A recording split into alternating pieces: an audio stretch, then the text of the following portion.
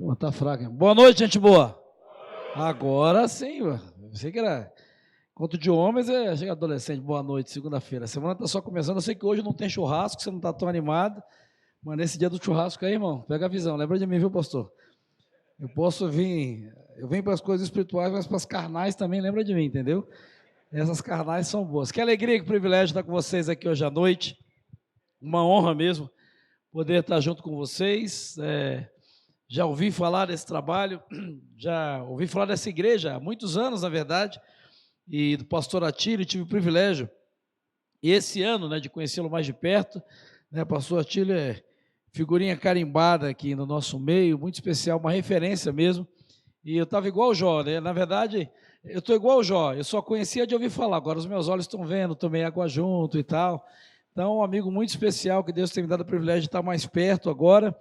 E fiquei muito feliz, né, quando nós conversamos há algum tempo sobre esse trabalho que vocês começaram aqui esse ano, em maio.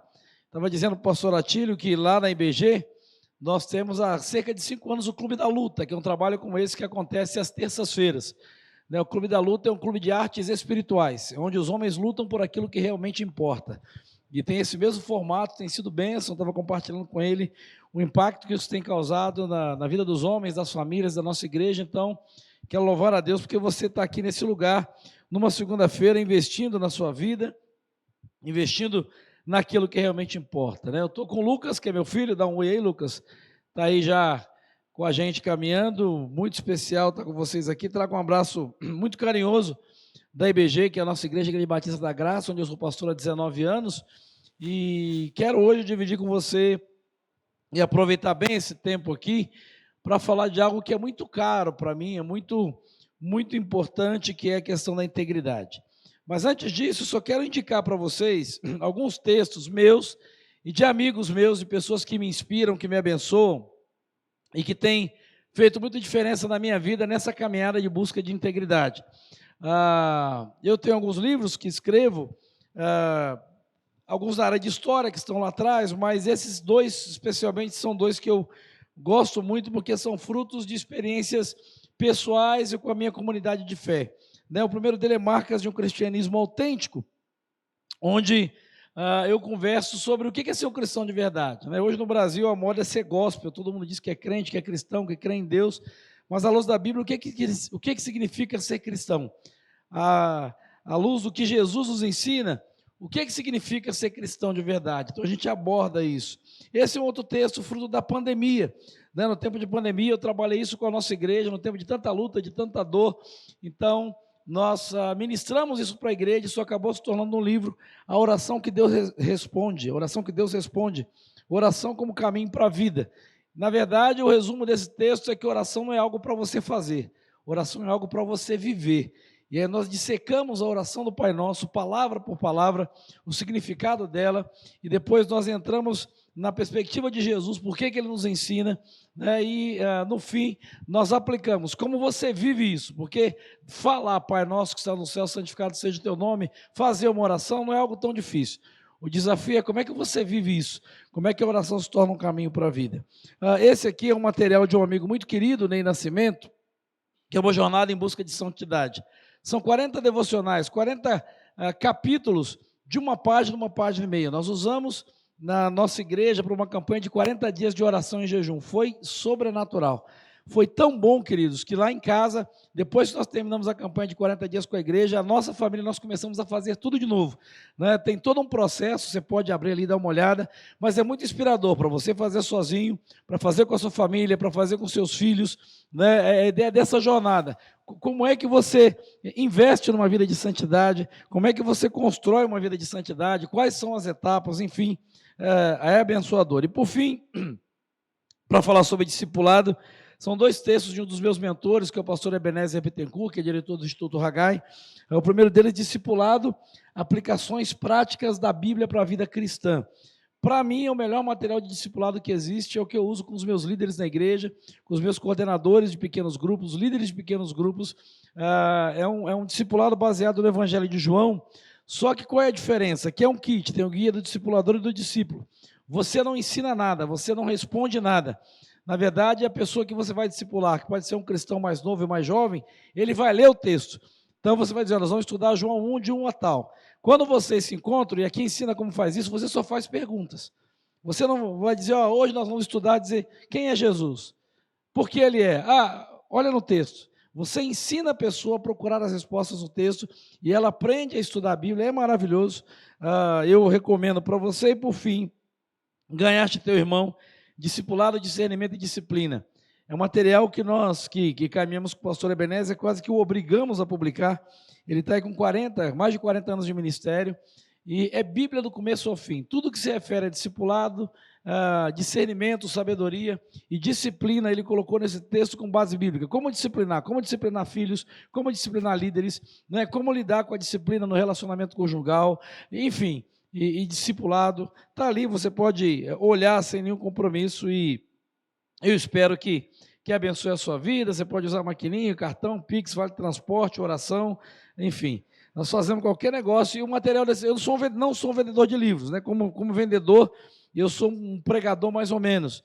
Mas esse material, além de divulgar aquilo que Deus tem me dado, me ajuda em projetos missionários que eu realizo para treinar líderes no sertão do Brasil, né? Nós tivemos agora, há 3, 4 semanas atrás, no Rio Grande do Norte, em 3 cidades, Mossoró, Açu e Caicó, treinando quase 300 pastores e líderes do sertão, né, que não têm acesso a tudo que nós temos aqui em São Paulo.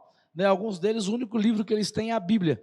Então, esse projeto de livros custeia a minha ida, porque nós custeamos, e dessa vez, por exemplo, nós conseguimos, além de dar todo o material e todo o treinamento que o Instituto Haggai dá, nós presenteamos cada um deles com 2 ou 3 livros. Alguns deles nunca tinham tido um livro seu, sempre emprestado de alguém, né? E pastores, gente que está plantando igreja no sertão, gente que está ganhando, está pregando o evangelho, ganhando gente para Jesus. Então, foi uma estratégia que Deus me deu há alguns anos para levantar recursos e abençoar outras pessoas. Mas eu quero conversar com você sobre integridade. A palavra que Deus colocou no meu coração para dividir com você nessa noite é sobre o homem que Deus quer. Né? Aqui é o grupo dos homens da palavra e de palavra, não é isso? Homens da palavra e de palavra. Quem é esse homem que Deus quer? Quem é esse homem que Deus está procurando da palavra e de palavra? Eu quero ler com você um texto, na verdade nós vamos ler vários, eu vou citar, mas eu quero usar como base o que Paulo diz para o jovem Timóteo, na primeira carta, no capítulo 6, versículo 11. 1 Timóteo, capítulo 6, verso 11. Essa é uma palavra que eu queria que você guardasse no seu coração e ela vai nortear tudo que nós vamos conversar aqui nessa noite. 1 Timóteo 6,11, Paulo vai dizer assim: você, porém, homem de Deus, fuja de tudo isso e busque a justiça, a piedade, a fé, o amor, a perseverança e a mansidão. Paulo diz para Timóteo, olha Timóteo, Paulo está aí no final da sua jornada, no final da sua carreira ministerial, maduro, experiente, e ele olha para um jovem, um homem jovem, que está começando a sua vida, a sua trajetória, vai ter desafios, tentações e adversidades, e ele dá um conselho que para mim é muito caro, ele diz assim: você, porém, e é interessante que ele diz, homem de Deus. Isso aqui não é algo para qualquer homem, não é para todo homem, mas é para alguém que resolve ser um homem de Deus. E não importa se é um adolescente, se é um jovem, se é um adulto ou se é um ancião. Porque ser um homem de Deus é uma escolha. É uma escolha. Não vai acontecer naturalmente. Não vai acontecer pelo fato de você ter sido batizado, ser membro de uma igreja, ter nascido lá cristão, ser líder, ser pastor. Isso não é natural. Você precisa, Paulo vai dizer, buscar algumas coisas e fugir de outras. Ser um homem que Deus quer, ser um homem de Deus, implica em escolhas.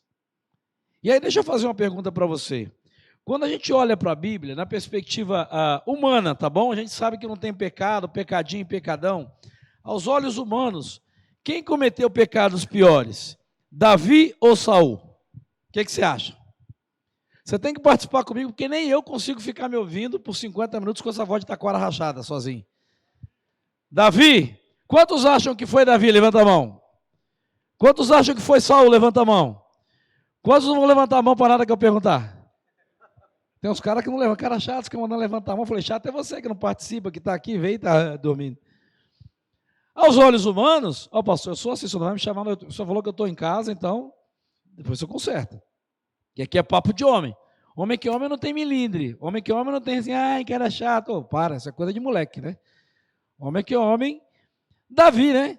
Vamos puxar a capivara de Davi, a folha corrida? Diz aí os pecados de Davi para mim. Adultério. Homicídio. Conspiração. Fura-olho, né? Furou os olhos de Urias. Um amigo igual a esse, né? Cobiça, e por aí vai, vamos embora, tem uma lista aí grande. Agora, aos olhos humanos, os pecados de Saul. Saul desobedeceu, né? Deus falou que não era para pegar os despojos, pegou. Ele visitou uma mãe de santo lá, foi lá dar uns passos, negócios lá na pitonisa. Mas aos olhos humanos, o estrago que Davi fez é simples. Quem que você convidaria para trabalhar com você? Na verdade, nenhum dos dois, assim, olhando para isso. Mas se você pensar no menos pior, você ia chamar Saul, não é isso? Sim ou não? Saul. Agora, como é que termina a vida de Saul? Saul termina de que jeito? Mas morrendo de quê? Morto todos nós terminamos, gente. Todos nós, morto todos nós terminamos. Mas de que jeito que Saul morre? Suicídio, o cara é o rei de Israel, ungido do Senhor, ele termina se jogando, lançando na própria espada dele, na própria lança. Olha que morte vergonhosa, terrível. E o Davi, que é esse cara com essa capivara aí que nós puxamos toda? Como é que Deus diz? Como é que Davi entra para a história? A gente chama Davi até hoje. Deus chama Davi. O homem... Caramba, que história, olha aí. O camarada que aos nossos olhos não fez nem tantas coisas tão graves assim, termina se suicidando. E esse sujeito que aprontou, ele é conhecido como homem segundo o coração de Deus. Eu imagino, não sei você, mas eu nunca ouvi um sermão, né, alguém chegar dizendo, quero pregar para você como adulterar como Davi. Amém, irmãos? Abra a sua Bíblia. 4 passos para furar o olho do parceiro, Davi e Urias. Você acha que você nunca ouviu isso? Agora, por que a gente chega olhando para esses personagens e olhando para a história deles, aparentemente, você diz assim, não, cara, esse Davi não vale nada. Saul até dá para perdoar. E de repente a gente olha do lado de cá, Saul termina desse jeito terrível, tenebroso, e Davi entra para a história como homem segundo o coração de Deus. Sabe qual é a chave? Sabe qual é o segredo? Integridade. Integridade. Vamos voltar para a história deles? Quando Saul desobedece, Saul peca, e o profeta Samuel vem confrontá-lo dizendo, você desobedeceu ao Senhor, você lembra qual é a reação de Saul, não? Vê se o pessoal está vendo a escola bíblica agora, o negócio aqui é... O que Saul disse para Samuel, lembra, não? Era para Deus. Não, mas eu obedeci ao Senhor. O povo me deu uma pressionada. Ele botou, depois você pode ler, está na Bíblia. Ele botou até a culpa no profeta, mas você também atrasou, né, irmão? Ô Samuel, você não sabe cumprir horário não, profeta? Ou seja, a culpa não é minha. E o que é pior, não está na Bíblia desse jeito. Mas da forma como está lá, se fosse hoje, ele dizia assim, vem cá, você é o profeta, com a barba dessa profética, tira uma selfie comigo, eu sou eu, hashtag eu e o profeta. Está na Bíblia. Ele disse para Samuel, tá bom, eu pequei, mas volta comigo abraçado e me honra diante, porque eu sou o rei, eu sou ungido. Eu pequei, mas... Agora, quando o profeta Natan confronta Davi do pecado de Batseba, essa é a mais conhecida, conta aquela historinha toda, e o Davi fica injuriado e diz, quem é esse filisteu? Quem é esse miserável? Tem que morrer, canalha, vagabundo. Esse cara, não está assim na Bíblia, essa é a versão contemporânea, tá? É culto de homem. É para você entender. Que a gente romanceia muito a Bíblia, viu, pastor? Mas a Bíblia é vida real, já. Quando Davi disse, vamos acabar com esse safado. Aí o Natan diz, esse homem é você. Qual é a primeira resposta, qual é a primeira coisa que Davi diz? Pequei contra o Senhor. Davi podia ter dito, não, tudo bem, mas você não sabe o que é ser rei de Israel. Davi podia ter dito, você está falando isso? Vai casar com Mical. Se for casada com Mical, tu vai ver o que é bom para tu. Você vai fazer igual a mim. Davi podia ter dito, você fala isso que você é profeta. Né? Profeta não tem vida conjugal, não tem estresse, é só ficar né. Davi podia ter dado um monte de desculpas, mas Davi foi um homem íntegro, e ele reconhece, ele diz, eu pequei. E o que é mais forte, ele diz, eu pequei contra Deus. Deixa eu dizer para você, o homem que Deus quer é um homem que seja íntegro, um homem de Deus, que não é perfeito, e nunca vai ser, mas que esteja disposto a ser fiel, ser obediente. Primeira coisa que eu quero dizer para você nessa noite, é que integridade não significa perfeição, mas obediência. Eu tenho uma palavra de Deus poderosa que Deus me deu agora aqui para você, uma revelação. Pode ter revelação, não, a gente é batista, né? Eu tenho um insight. A gente é batista, não pode ter revelação, então insight. Eu tive um insight. Quando eu vejo a igreja pentecostal, eu falo que é revelação, mas aqui é insight. Eu tive um insight a seu respeito. Deixa eu dizer um negócio, eu não queria estragar o seu dia. Mas deixa eu dizer um negócio para você assim, que é verdade, Deus mandou te dizer. Talvez você não vai acreditar. Cara, você não é perfeito, desculpa. Eu não queria, né? Que tem gente, você não é perfeito. Deixa eu te dar uma outra palavra mais forte ainda e mais profunda. Que vai acabar, os caras que são novos então vai desandar a maionese agora. Além de não ser perfeito, deixa eu dizer, você nunca vai ser. Enquanto você estiver nesse corpo aqui, nessa carne aqui, você nunca vai ser perfeito. Então preste atenção numa coisa, Deus jamais vai exigir de mim, de você, perfeição, sabe por quê? Porque Ele sabe que é impossível. O problema dos homens, e como aqui é papo de homem, é que nós ficamos buscando, e a perfeição dela deve ser buscada como alvo, mas a gente fica tentando fingir que vive uma vida perfeita, que tem uma vida perfeita, que é um homem perfeito, que tem um casamento perfeito, um caráter perfeito, relacionamento perfeito. Isso não existe. Isso não é real, porque apesar de restaurados e redimidos por Jesus, nós ainda estamos dentro dessa natureza decaída. Ah, vai ter um dia que isso vai acontecer? Não, então, pastor, como é que está lá, sede perfeitos, como é perfeito o vosso Pai que está nos céus? Esse é o objetivo, esse é o alvo, essa é a busca. Mas a gente precisa entender que nessa vida aqui, eu e você vamos pecar. Deixa eu fazer um outro exercício simples, como eu não conheço vocês, eu tenho que perguntar. Por exemplo, quem não cometeu, hoje é segunda, né? Ontem foi o dia do Senhor, então, quem não cometeu pecado desde ontem aqui, levanta a mão, nenhum. Deixa eu baixar aqui, vai que o raio vem. Tá bom, né? Mas hoje, o domingo, quem não cometeu nenhum pecado hoje? Já foi um exercício mais fácil? Quem é que quando acorda, já aconteceu isso, você acordou, tal, né? O corpo está trabalhando, de repente diz, caramba, 11h30, vou almoçar e nem pequei, preciso dar uma pecada. Acontece com alguém aqui, não? Alguém aqui precisa botar, gente, preciso botar o alarme para despertar para pecar, senão eu vou esquecer. Alguém precisa fazer isso, não? Não. Porque naturalmente a gente peca, a gente precisa lembrar de orar, de ler a Bíblia, de buscar uma vida de santidade. Quer ver um exemplo simples? Árvore, como é que é? Pé de laranja, como é que chama, que produz laranja? Hã? Laranjeira, abacate, maçã, pecado, pecadeiro. Tu é um pé de pecado. Eu e você somos pecadeiros, a gente produz naturalmente pecado. Por isso que nós temos que escolher, e ser homem de Deus é uma escolha. E é uma escolha que passa por entender que isso não tem a ver com perfeição, mas tem a ver com obediência e fidelidade. Um dia isso vai acontecer. Vai haver um dia que nós vamos ser perfeitos. A Bíblia diz que quando Jesus Cristo voltar, nós veremos face a face. Os nossos corpos vão ser transformados e nós seremos como Ele é e o veremos como Ele é. Bendito seja o nome do Senhor. Isso vai acontecer.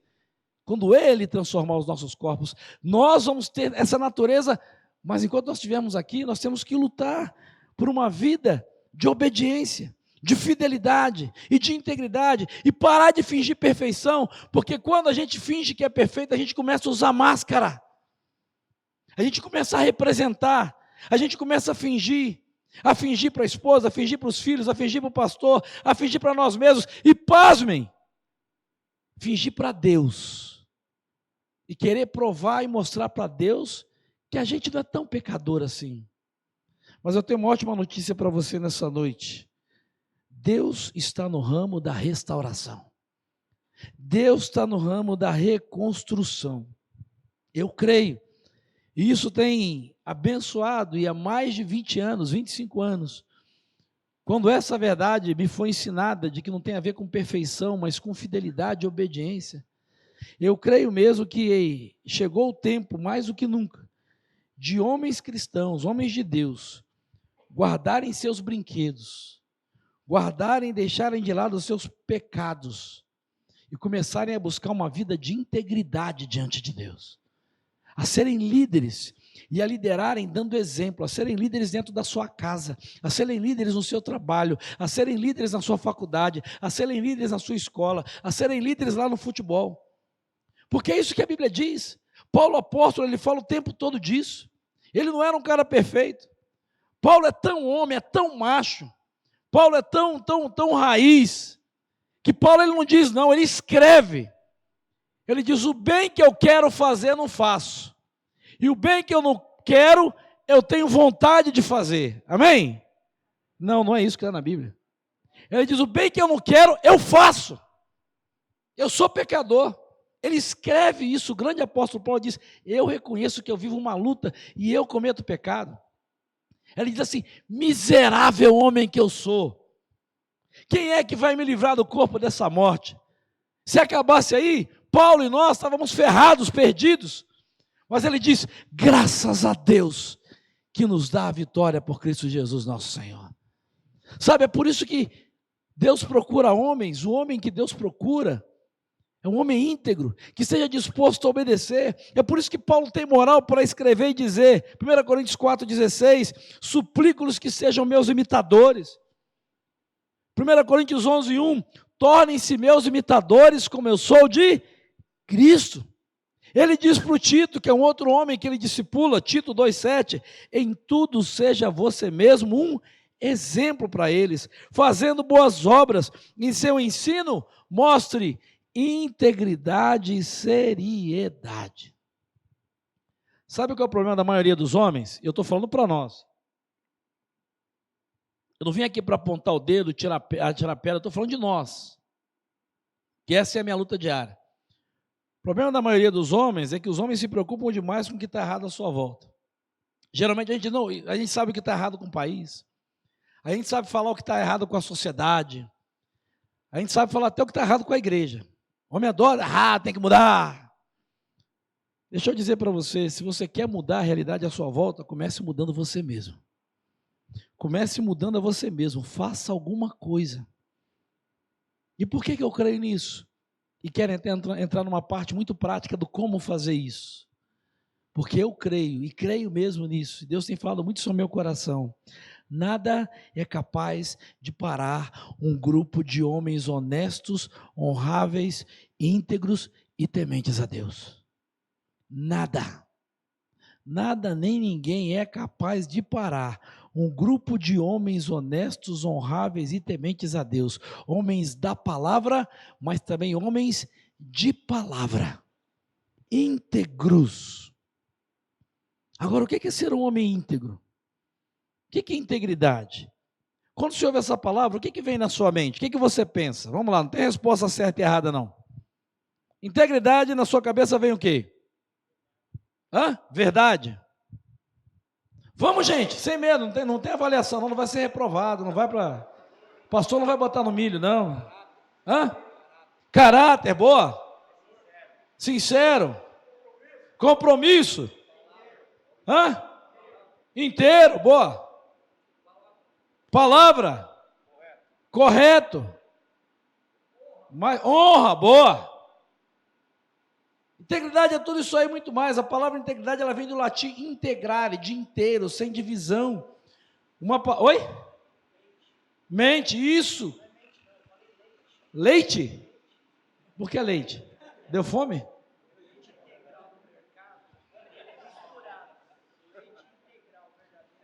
Boa. Não é aquele leite Nutella com água, a lei do leite integral, é puro. Puro. Sabe uma palavra boa que ajuda nisso? É a palavra sinceridade. O homem íntegro é um homem sincero. Você sabe de onde vem a palavra sincera, a raiz da palavra sincero? Você já ouviu? A ideia do sincero, né? Na antiguidade, os caras faziam vasos de barro, e aí quando dava uma trincada, o que é que o malandro fazia? Ele botava uma cera. Aí botava uma tintinha, botava no mercado e vendia como se fosse zerado. À medida que a turma foi descobrindo isso, o que eles faziam? Quando eles iam ao mercado comprar vaso de barro, eles diziam: eu quero um vaso, mas eu quero um vaso sem cera, sincero. Sabe, homens íntegros são homens sinceros, que não ficam escondendo as suas trincas. Mas à luz da experiência do profeta Jeremias, quando há trinca, eles se permitem ser quebrados para que Deus possa moldar e fazer de novo. Eles não ficam maquiando, não ficam fingindo, não ficam preocupados como os outros vão ver, mas eles querem tratar a fundo e querem que Deus faça de novo de uma forma inteira. Integridade é coragem para fazer as coisas certas quando ninguém está olhando. Sabe, no mundo atual, e a gente vive numa época muito, não sei nem como dizer, mas os homens são definidos geralmente são de muitas formas. Geralmente na sociedade, como é que é definido se o cabra é homem mesmo? É pela quantidade de flexões que ele faz. Eu estava morto, se fosse isso aí, com esse bíceps maravilhoso aqui, estava morto.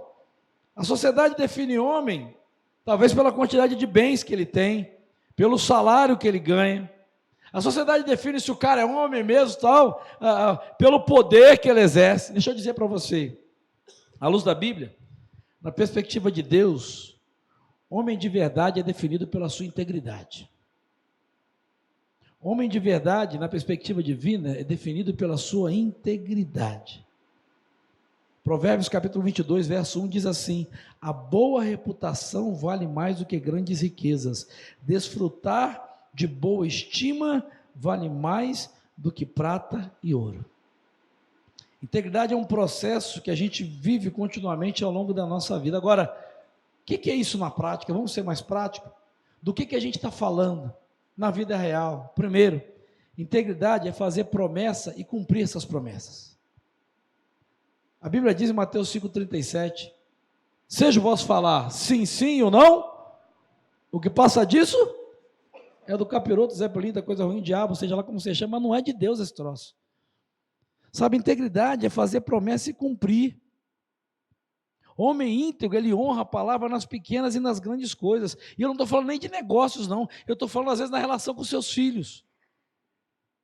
Eu tenho uma história que eu sempre conto, e o Lucas está aí porque foi ele, eu nem sei se ele lembra, acho que ele lembra. Quando ele era muito pequeno, isso marcou, assim, foi essa mudança, essa chave que virou na minha vida. Eu estava em casa, a casa que nós moramos hoje ainda, e naquela correria, o telefone tocou, isso faz tanto tempo que tinha telefone fixo ainda. E aí o telefone tocou em casa, a gente usava. E ele pequeno correu para atender o telefone, e eu saindo atrasado para a igreja, eu saí, ele atendeu, o papai falou, papai, é para você. E eu na pressa, saí dizendo, ó, fala que eu estou na igreja. Na minha cabeça não estava errado, porque eu estava indo para a igreja, e a pessoa ia atender na igreja. E aí, ele parou, né, eu liguei o carro, eu percebi que ele ficou meio decepcionado, eu falei, o que foi, Lucas? Pai, mas você não está na igreja, você está aqui ainda. Eu falei, não, filho, é que eu vou estar na igreja. A pessoa falou, pai, mas você não está na igreja. Você está mentindo. Você está dizendo para a pessoa que você está na igreja, que vai atender a pessoa na igreja, mas você não vai poder atender a pessoa na igreja, porque se a pessoa ligar para você na igreja agora, você está aqui ainda falando comigo. Sabe, integridade é fazer promessas e cumprir essas promessas. Sabe aquela coisa, estou chegando, mas não estou? Há quanto tempo você está prometendo aquela viagem? Não, esse ano nós vamos, final de semana nós vamos naquele passeio para os seus filhos. Não, nós vamos fazer aquela viagem, vamos sim, tem anos. Mais tarde.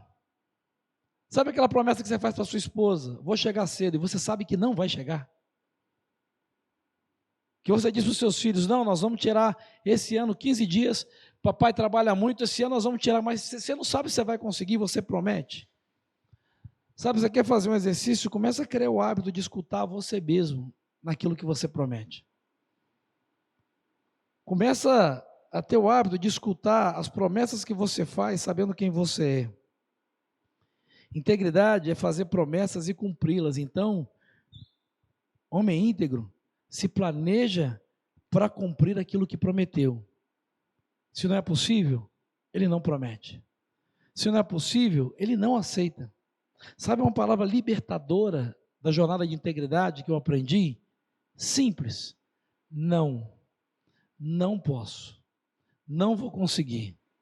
Esse ano não vai dar. Papai não vai conseguir estar com vocês porque a agenda dele, isso é libertador. Pode gerar tristeza no momento, pode gerar, mas é muito menos frustrante do que você criar uma expectativa e não cumprir aquilo que prometeu. Não, nós não temos dinheiro. Não, não vai ser possível. Não, eu não vou conseguir chegar mais cedo, me perdoe. Integridade é fazer promessas e cumprir. E se planejar para cumprir. E se não for possível, porque às vezes não é, não prometa. Não prometa. Segundo, integridade é dizer a verdade. Provérbios 12, 19.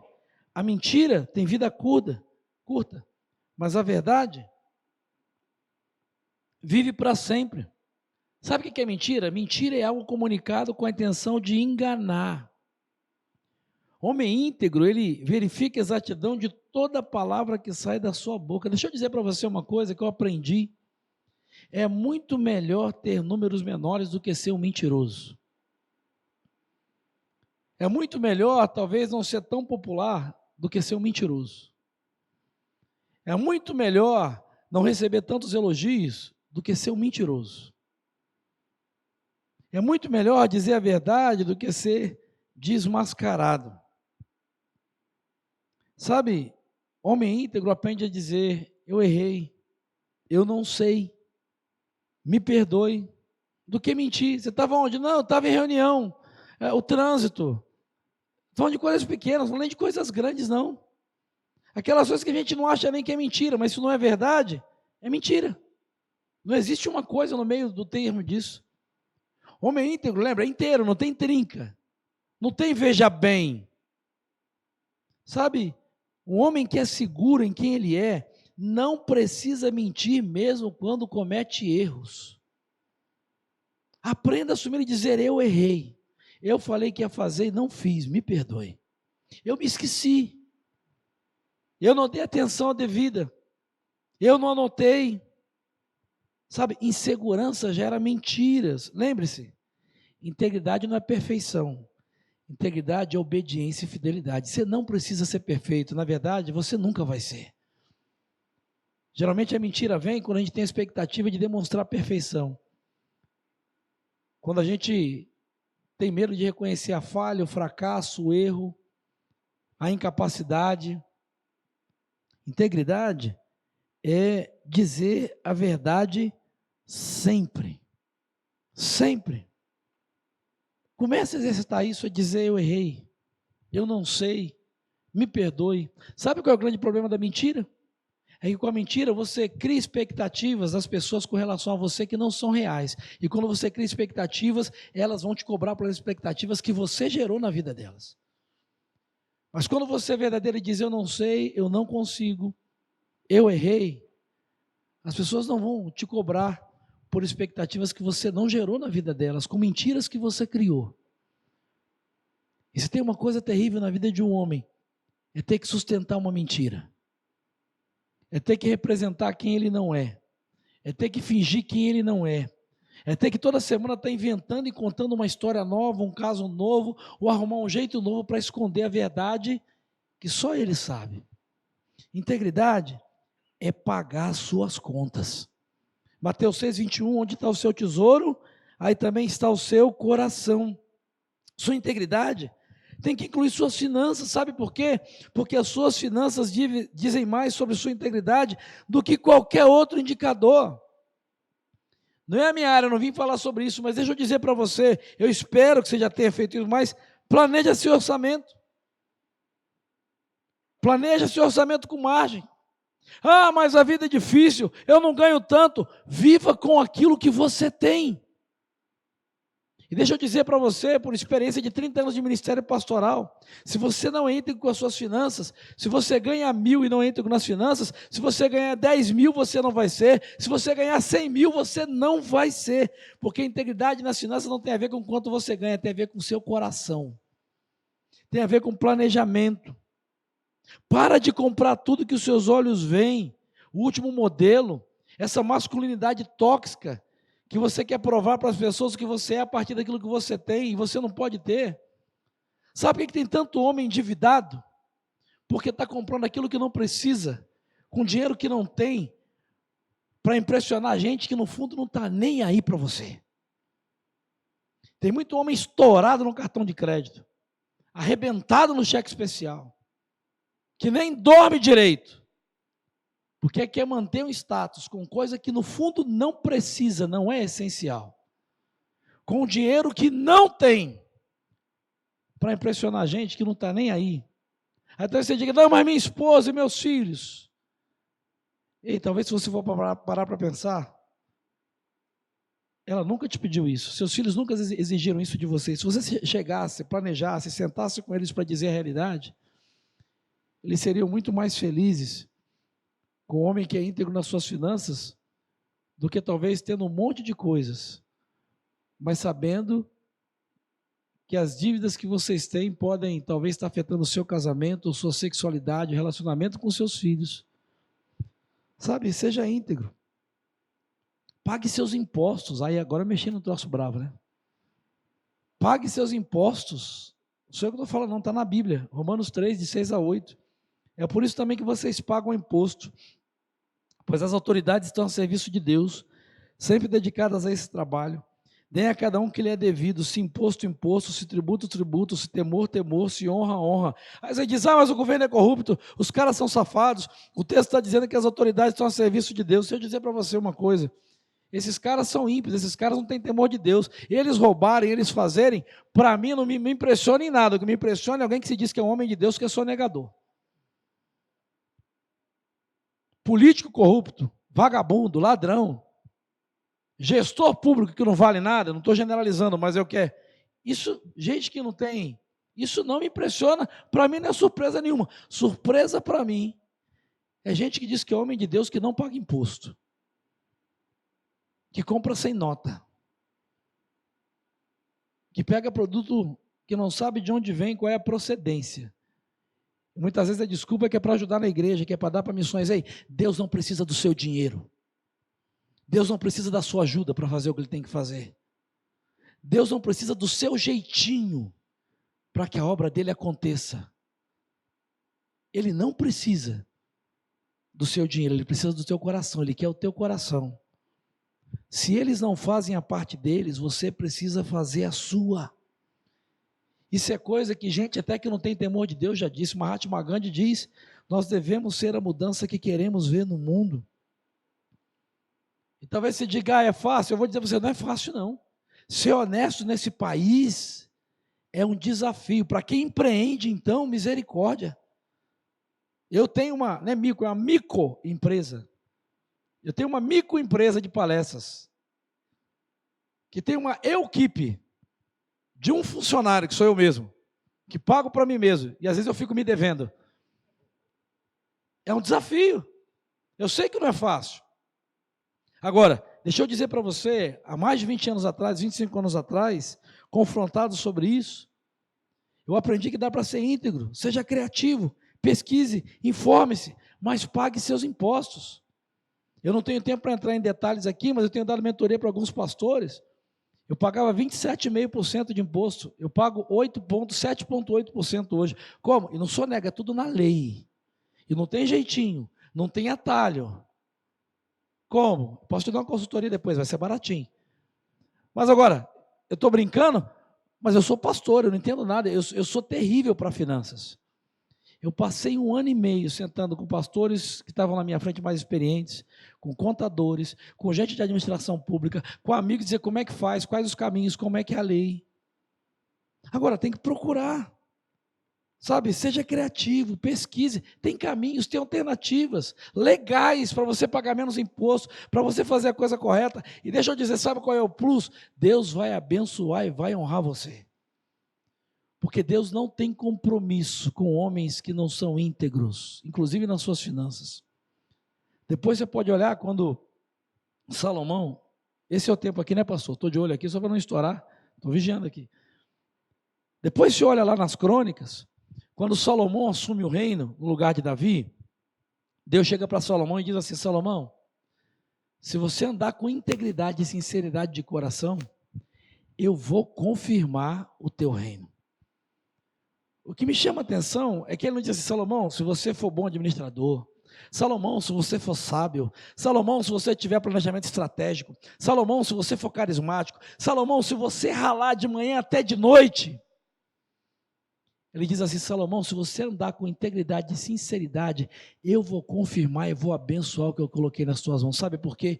Porque Deus não tem compromisso e aliança com gente que não tem uma relação de integridade e sinceridade com Ele. Isso vale para a tua empresa, vale para a tua carreira e vale para os teus negócios. Porque quando você resolve fazer do seu jeito, sabe o que Deus faz à luz da Bíblia? Ele diz: bom, você já achou o caminho? Fica por tua conta e risco. Bom, você já encontrou a solução? Você não acha que esse é o caminho? Então resolve do seu jeito, você não precisa de mim. Resolve do seu jeito, resolve com seus atalhos. Sabe, ser íntegro é pagar suas contas. E deixa eu dizer, eu não sei como é que vocês chamam aqui, mas pagar ou entregar, entregue seus dízimos. Seja dizimista, seja ofertante. Sabe por quê? Não precisa nem na Bíblia. Eu sou pastor há 30 anos, você é pastor há quantos anos? 35 anos. O senhor já viu alguém resolver a vida financeira porque deixou de dizimar? Eu não conheço um. Ninguém resolve as suas finanças não dizimando, pelo contrário. E não é papo de pastor, que eu não sou nem pastor dessa igreja. Eu não conheço ninguém que diz: eu quero dar um testemunho, eu parei de dizimar, e aquilo que eu economizei, eu consegui me organizar, fiz um baita planejamento, o que eu não dei de dízimo, eu paguei as minhas finanças e depois eu restituí para o Senhor, as minhas dívidas. Ninguém resolve as suas finanças não dizimando e não ofertando.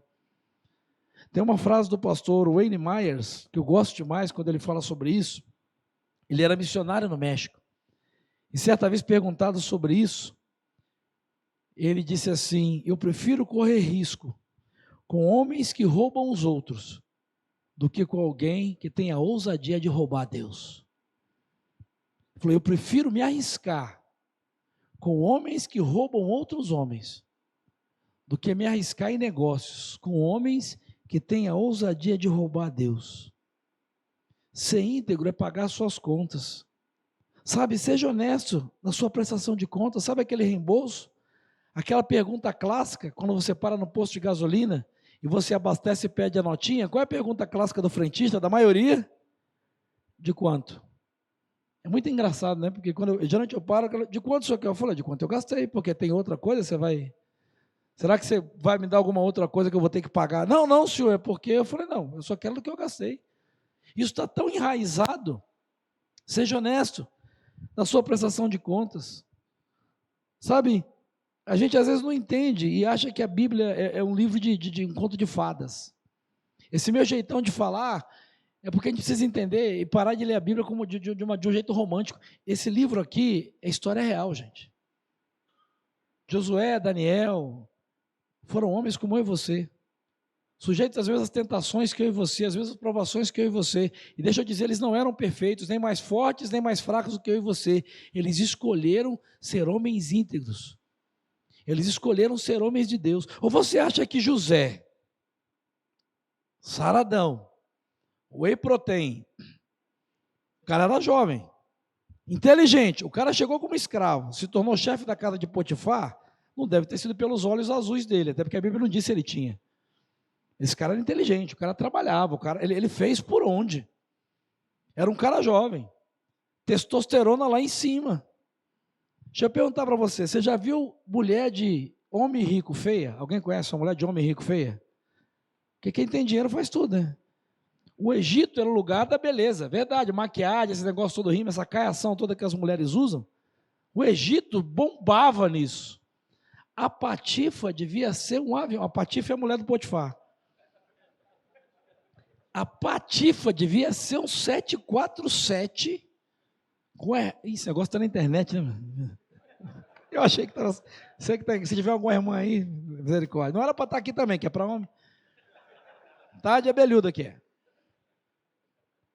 Aquela mulher devia ser um negócio doido. E o que eu estou dizendo para você, está tudo na Bíblia, só pesquisa. Eu sou historiador. O Egito era da maquiagem, ela era mulher de Potifar. Para ser mulher, ela tinha tudo do bom e do melhor. Era um negócio assim. E o que a Bíblia diz não foi um dia. Está na Bíblia, desse jeito, está escrito lá. O cara chegou, começou a ser promovido, chamou a atenção. O cara boa pinta, bonitão. Ele passava e dizia: oi Zé, tudo bem? O texto diz que todos os dias. Aí o Zé assim: o sangue de Jesus tem poder. Não tinha nem Jesus, mas ele já falava. Sangue de Javé tem poder. Aí daqui na outra semana, aí ela sai de toalha enrolada. Ô Zé, desculpa, esqueci a roupa. Eu dizia: vai Satanás. O texto diz. Sabe-se lá se um dia ela não passou: Zé, caiu a toalha, vem aqui me ajudar. E o Zé correndo. Até que um dia ela viu que não tinha jeito, porque ele tinha proposto ser um homem íntegro. Ele tinha tomado a decisão de ser um homem de Deus. E não é porque ele não gostava. Porque se ele não gostasse, ele não ia sair correndo. Ele ia dizer: ai, dá nojinho. Ia dar nojinho. Gente, é vida real, está na Bíblia, não escandaliza não, coloca a mão nas minhas palavras. A Bíblia é vida real. O Zé aguentou até a hora que ela viu que não tinha jeito, armou, mandou todo mundo embora, viu que o Potifar estava viajando, e o cara estava trabalhando, tinha que estar lá. Ela se mandou chamar: vem aqui Zé, faz favor. O Zé vai. E ele já foi: Senhor, repreende, já está amarrado, em nome de Jesus. Segura. Quando ele chegou, imagina como é que ela estava para seduzir.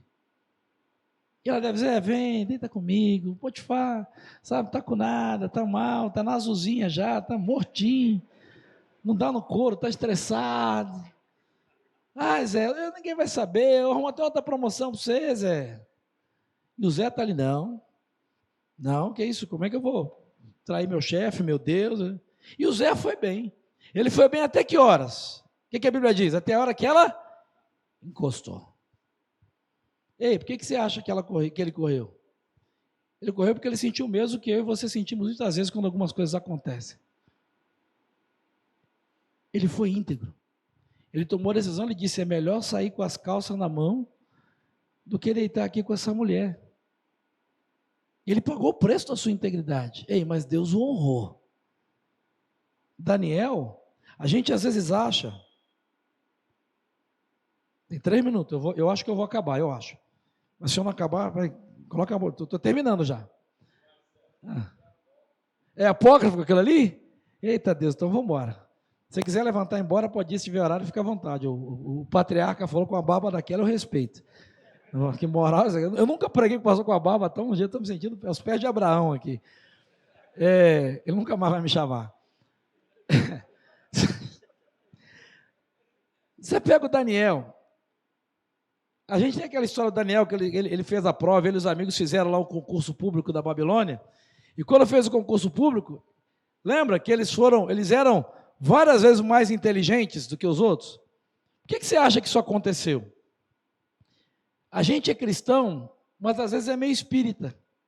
É um cristianismo meio espírita. Porque a gente lê para esse texto, a gente lê esse texto, e acha que no dia da prova, baixou o negócio do Daniel, e ele começou a psicografar o resultado. A gente lê a Bíblia assim. A gente lê a Bíblia achando que foi um negócio mágico. Ou então, quem é mais pentecostal, acha que no dia Deus mandou o anjo como é que chama? Do gabarito. Mandou o anjo do gabarito. Eis que te digo, o Senhor me enviou com as respostas. A gente lê a Bíblia desse jeito, achando que foi um negócio, mas está escrito na Bíblia porque que isso aconteceu. O texto diz que antes das provas, e eles sabiam que iam ser provados, todo dia tinha um pancadão do rei da Babilônia. Tinha o não está no pancadão, não está, mas tinha festa, tinha manjar. Aquele negócio de manjar, você acha que era um rodízio? Aquilo a turma enchia, comia, enchia a cara. Gente, a gente está falando de Babilônia. Depois você procura a Torre de Babel. Ei, enquanto tinha gandaia, a turma estava lá, se acabando. O texto diz que Daniel, Sadraque, Mesaque e Abednego, eles não iam. Agora, primeiro, a questão física. Questão física. Você que faz concurso, você come churrasco, picanha, pururuca, tudo na véspera do concurso, não? Se você fizer isso na véspera do concurso, o que acontece no dia seguinte de manhã? É derrota pura, você não consegue pensar. O que a turma dos concurseiros diz? Tem que ter uma dieta balanceada, muita água e etc. É integridade. Eles tinham decidido não se contaminar e começaram a se preparar com a alimentação. Mas mais do que isso, o que você acha que eles estavam fazendo enquanto a turma estava na balada? Eles estavam estudando, eles estavam se preparando. Agora, isso aconteceu quando eles estavam na Babilônia, quando teve oportunidade. Depois você lê a história, aliás, você conhece. Antes de ir para a Babilônia, na hora que ele soube que ia, como escravo ainda, está lá em Daniel capítulo 1.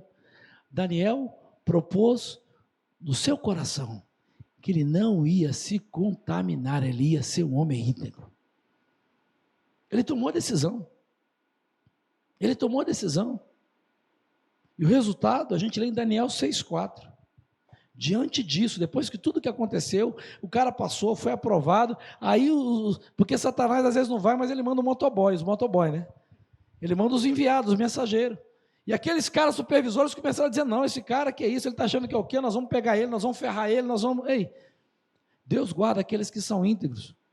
Daniel 6,4 diz que diante disso, os supervisores, os sátrapas, procuraram motivos para acusar Daniel na sua administração governamental, mas nada conseguiram. Não puderam achar nele falta alguma, sabe por quê? Está na Bíblia, Daniel 6,4, porque ele era fiel, não era desonesto e nem negligente. Você acha que a vida de Daniel era fácil? Que a vida de José no palácio de Faraó era fácil? Mas Deus honrou esses caras porque eles tomaram a decisão de serem homens íntegros. Sabe, a gente começa a criar hábito com pequenas coisas, pequenas escolhas. Eu vou dizer para você por experiência própria, fácil não é. Mas Deus confirma tudo aquilo que Ele colocou nas tuas mãos quando você decide ser um homem íntegro. No seu casamento, na educação dos seus filhos, nas suas finanças, no seu empreendimento, na sua carreira, nos seus sonhos, não é um caminho fácil. Por isso que a Bíblia é um livro fantástico. Ele não esconde. A trajetória de José, você vê lá, teve altos e baixos. Vai ter hora que você vai dizer assim, eu estou fazendo tudo certo. E quando parecia, você imagina José, estava fazendo tudo certo. Por causa da patifa, termina na prisão. Mas lá na prisão, o que ele é? Ele é íntegro. Ele aproveita as oportunidades. Ele não é acomodado, ele não é medíocre. Ele não fica empurrando com a barriga, agora que eu estou aqui, já é. Ele diz, não. O cara foi tão bom na prisão, que o carcereiro chamou para se auxiliar. Ele era o primeiro na casa de Potifar. Quando ele foi para a prisão, o que ele se tornou? O auxiliar direto do cara. Não importa onde eu estou. Eu vou fazer o melhor. Deus vai honrar. E Deus o capacita e faz aquilo que ele não pode fazer, dá a ele a revelação dos sonhos. E ele diz, você conhece a história, lembra de mim, depois que ele resolve, lembra de mim, ei, o cara, a palavra se cumpre, leva 2 anos. 2 anos. Ele pode ter dito, poxa vida, fiz tudo certo, abençoei a vida do cara, Deus disse que ia me honrar, e ninguém se lembra de mim. Mas no tempo certo, do jeito certo, Deus honrou José. O que eu quero terminar dizendo para você? Talvez você ouça essas coisas e diga assim, primeiro talvez você tenha raiva de mim, se você tiver raiva de mim, fica com ódio porque eu vim aqui, você ora por mim, pede perdão, e deixa Deus convencer você, porque não sou eu que estou dizendo, é a Bíblia que diz isso. É vida real. Eu não estou dizendo que é fácil. Eu não vim aqui apontar o dedo para os seus pecados, a verdade eu vim dizer a nosso respeito, que está na hora da gente deixar de ser moleque, a gente. Porque moleque disfarça, moleque finge, moleque empurra com a barriga, mas tem que ser muito homem para admitir que eu e você precisamos ser melhores do que nós temos sido. Tem que ser muito macho para reconhecer que eu e você precisamos ser maridos melhores, pais melhores, homens melhores, cristãos melhores, profissionais melhores. Moleque finge. Moleque finge que está tudo bem. Moleque vai empurrando com a barriga. Moleque acha que não tem nada a ver, mas homem que é homem, tem coragem de dizer, tem coisa na minha vida que precisa ser mudada. Tem coisa na minha vida que não agrada a Deus, e Deus precisa quebrar e fazer de novo. Sabe, isso é possível. Como? Sabe como é que isso acontece na prática? É todo dia. Primeiro, reconhecendo e confessando. Provérbios 28, 13 e 14, aquele que encobre as suas transgressões nunca prosperará, está na Bíblia, nunca prosperará, mas o que as confessa e deixa alcançará misericórdia. Bem-aventurado o homem que continuamente teme, mas o que endurece o seu coração cairá no mal. Se você acha que isso é coisa do Antigo Testamento, 1 Coríntios 10, 12 e 13. Aquele, pois, que cuida estar em pé, olhe e tenha cuidado para que não caia. Porque não veio sobre vocês tentação, senão humana, mas Deus é fiel, que não vos deixará tentar acima do que vocês podem suportar. Antes, com a tentação, Ele também vai dar o escape, para que vocês possam suportar. Integridade começa quando você reconhece e confessa. Tem que ser muito homem para isso. Tem que ser muito homem, porque moleque covarde continua escondendo e vivendo só de aparência. Segundo, verifique as causas e entenda que nós estamos tudo no mesmo barco.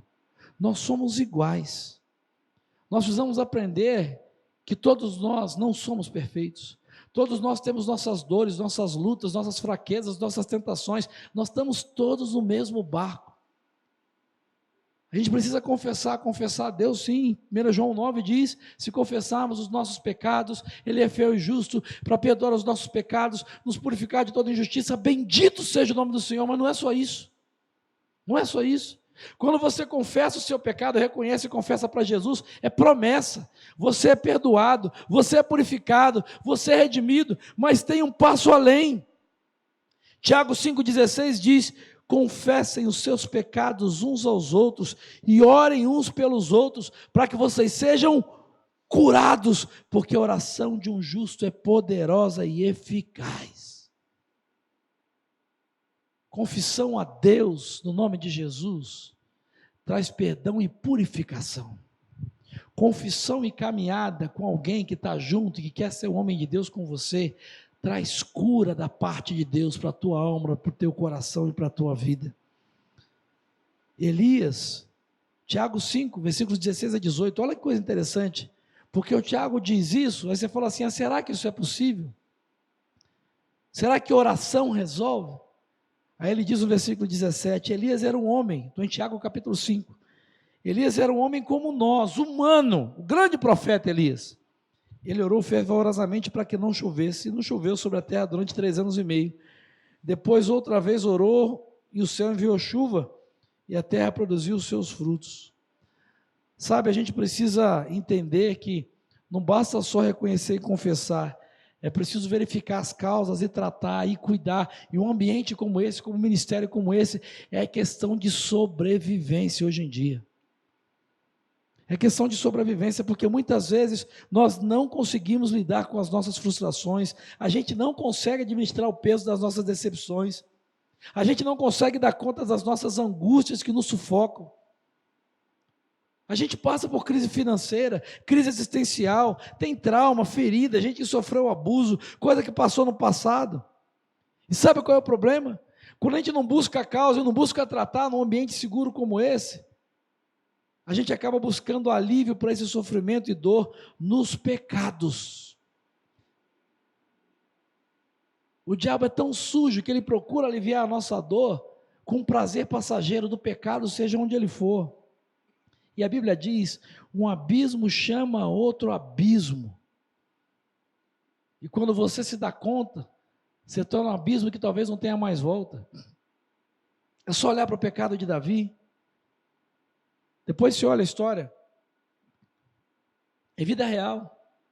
Eu sou pastor há 30 anos. As pessoas que eu tive que lidar com questão de adultério na igreja, casais, nunca. Quando eu pergunto, como é que isso aconteceu? Nunca. O pastor Atila, imagina também. Nunca ninguém chegou para mim, pastor, e disse assim, não. Como é que isso aconteceu, irmão? Ah, pastor, nunca ninguém me disse isso. Ah, estava lá, acordei, o dia estava meio cinza, nublado, não tinha sol, falei, vou dar uma adulterada. Vou arrebentar com o meu casamento, com meus filhos, com a minha carreira, com o meu nome, não tem nada para fazer. Nunca nenhum homem disse para mim, pastor, estava meio assim, sem nada, estressado, angustiado, meu time tinha perdido, né? O Corinthians tinha perdido para o Palmeiras, de novo.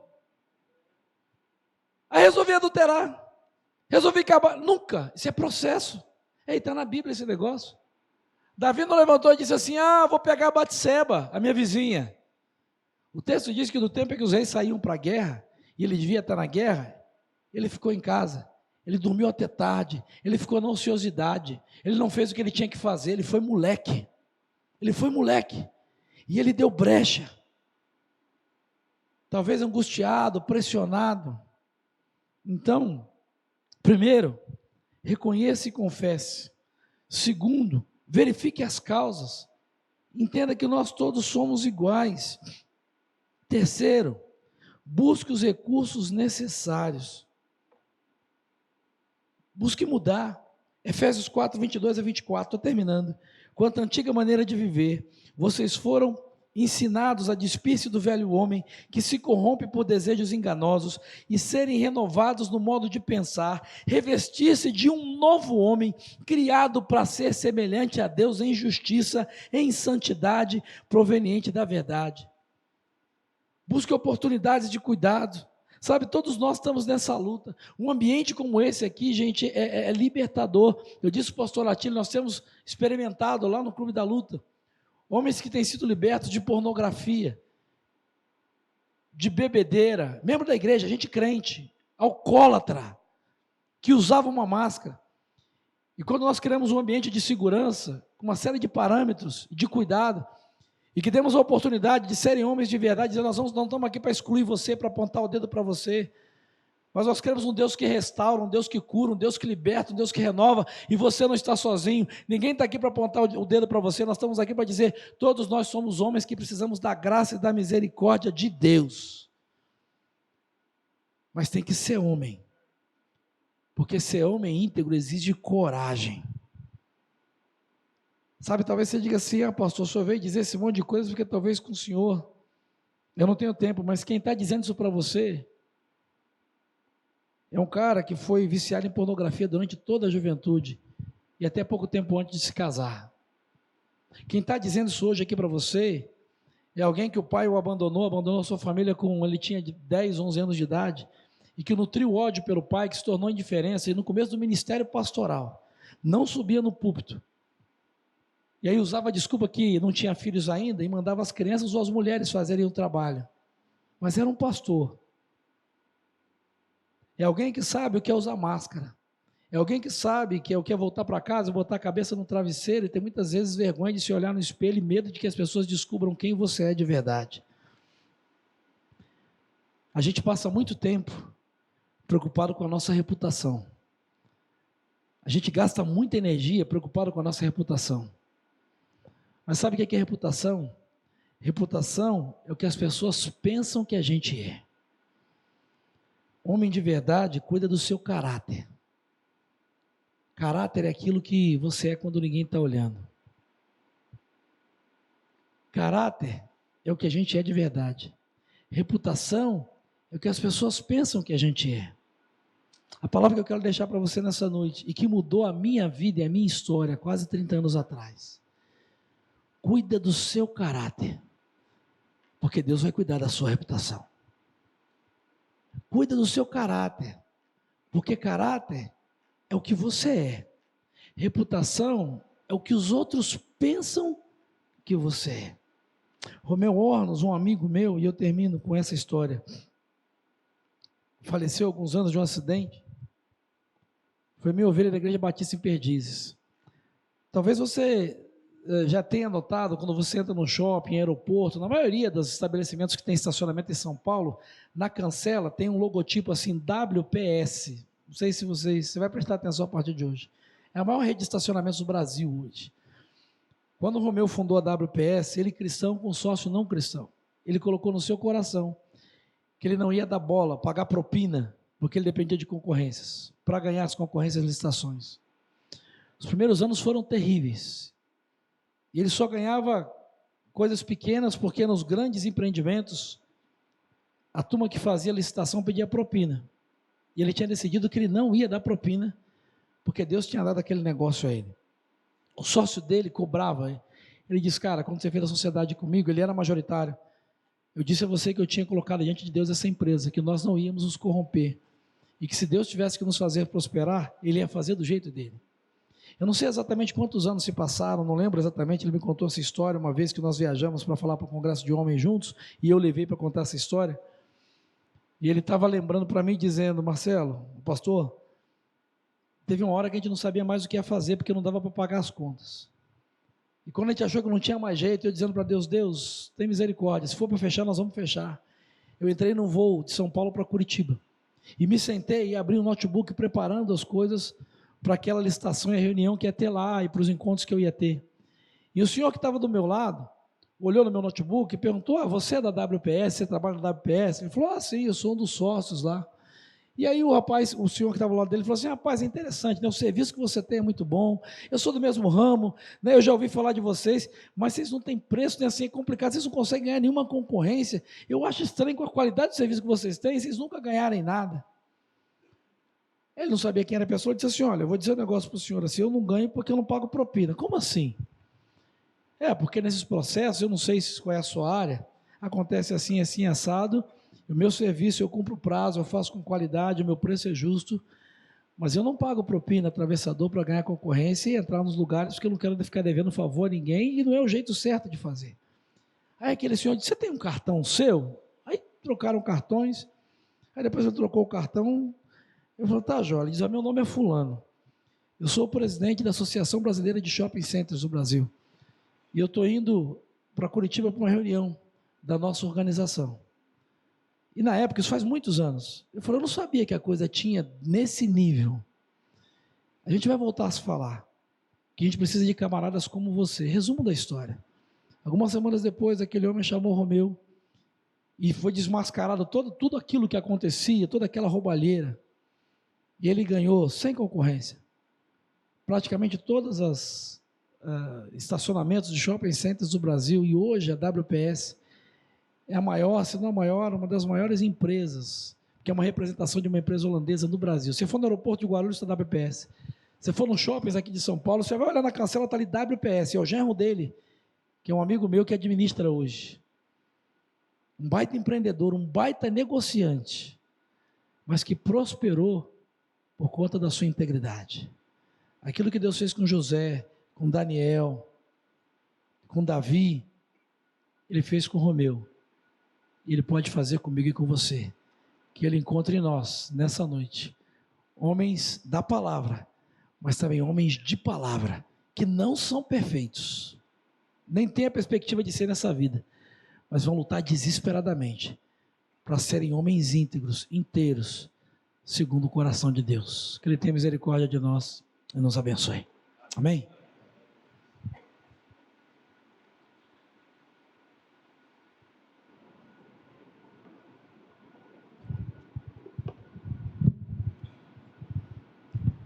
Amém, amados? Eu acho que cabe um apelo aqui, não? Tomarmos uma posição diante daquilo que foi ministrado. E como nós não somos moleques, nós somos homens, eu queria convidar os homens que ouviram Deus e resolvem tomar uma posição de mudança, que venham à frente orar. Que venham à frente orar. Eu sei que aí abaixar a cabeça, tocar musiquinha, mas nós já passamos esse tempo, né? A nossa posição agora é a posição de tomar posição mesmo, nós somos homens. Deixar a molecagem de lado para caminhar como homens, segundo o coração de Deus. Pega no teu irmão do lado aí, dá um abraço nele, vamos orar juntos. Vem cá, pastor.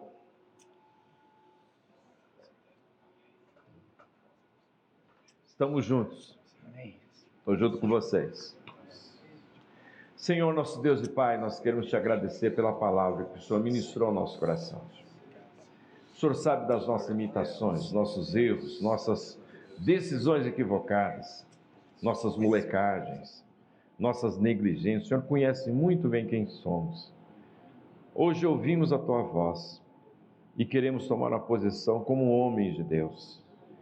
O nosso desejo é sermos homens segundo o Teu coração, íntegros, Senhor. Portanto, nós pedimos em nome de Jesus, primeiro, nós queremos renunciar a todo e qualquer pecado, Senhor, negligência, comodismo, indiferença, Senhor, em relação ao Senhor e à tua obra. Queremos acertar esse negócio de deixarmos de ser os moleques, principalmente em relação à tua obra. Corpo mole, negligência. Senhor, hoje nós ouvimos a tua voz e nós pedimos que o Senhor tenha misericórdia de nós e nos abençoe, Senhor, com essa disposição de sermos homens segundo o teu coração. Abençoa cada um dos meus irmãos, Pai. Que de fato a nossa caminhada seja essa, de integridade, confessando os nossos pecados, olhando para aquelas causas, Senhor, que têm promovido e estimulado a gente a distanciar do Senhor, tomando a posição de enfrentamento para a honra e glória do teu nome, Senhor. Muito obrigado pela vida do pastor Marcelo, continua abençoando o teu servo. Louvamos o teu nome, Pai, agradecidos porque o Senhor usou o teu servo para nos abençoar. Louvado seja o teu nome, Senhor. Em nome de Jesus. Amém. Amém, homens? Amém. Deus abençoe os irmãos.